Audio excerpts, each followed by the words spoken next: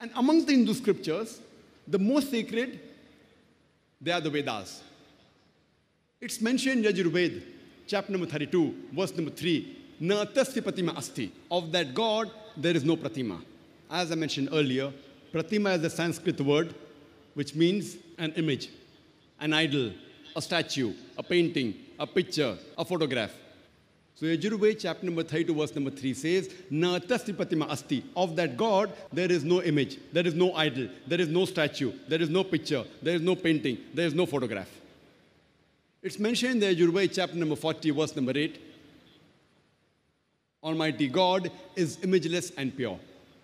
It's mentioned in Yajurveda chapter number 40 verse number 9, Andhatma pravishanti ya asambhuti mupaste. Andhatma means darkness, pravishanti means entering, asambhuti means the natural things like fire, water, air, etc. So Yajurveda chapter number 40 verse number 9 says, they are entering darkness, those who worship the asambhuti, the natural things like fire, water, air, etc. And the verse continues, they are entering more in darkness, those who worship the sambhuti, those who worship the created things like idols, chair, table, etc. Who says that? Yajurveda, chapter number 40, verse number 9. It's mentioned in Atharva Ved, book number 20, hymn number 58, mantra number 3. Dev Maha Asi. Verily great is Almighty God. And amongst the Veds, the most sacred is the Rig Veda. It's mentioned in Rig Veda, book number 1, hymn number 164, mantra number 46. Ekkam sat viprabhuda vadante. Truth is one, God is one. Sages and saints call him by a variety of names. And the same message repeated in Rig Veda, book number 10, hymn number 114, mantra number 5, that sages and saintly people call God by a variety of names. And there are no less than 33 different attributes given to Almighty God in Rig Veda, book number 2, hymn number 1 alone. One amongst them is mentioned in Rig Veda, book number 2, hymn number 1, mantra number 3, as Brahma. Brahma is called as the creator. If you translate into Arabic, it means Khalik.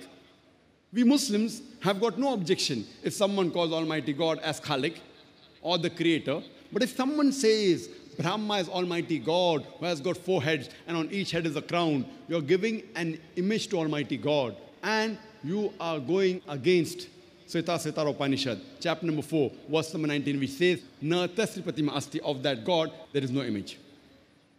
The other attribute given to Almighty God in Rig Veda, book number 2, hymn number 1, mantra number 3, is Vishnu.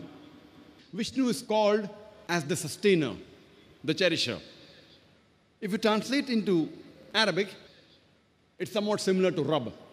We Muslims have got no objection if someone calls Almighty God as Rabb, or cherisher, or sustainer. But if someone says that Vishnu is Almighty God who has got 4 hands, and one of his right hands, he has the chakra, the discus. One of his left hands, he has the conch. He's flying on the bird by the name of Garuda, or reclining on a bed of snakes. We Muslims take strong objection to it. Moreover, you're giving an image to Almighty God and going against Yajurveda, chapter number 32, verse number 3, which says, Na tasya pratima asti. Of that God, there is no image.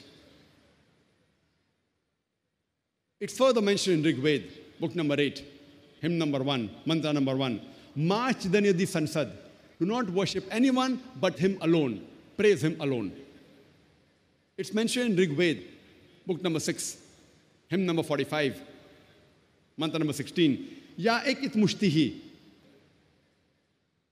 Praise him alone.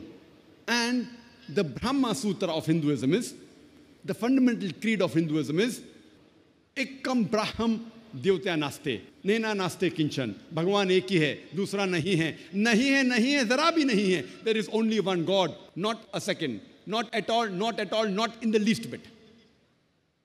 So if you read the Hindu scriptures, you shall understand the concept of God in Hinduism.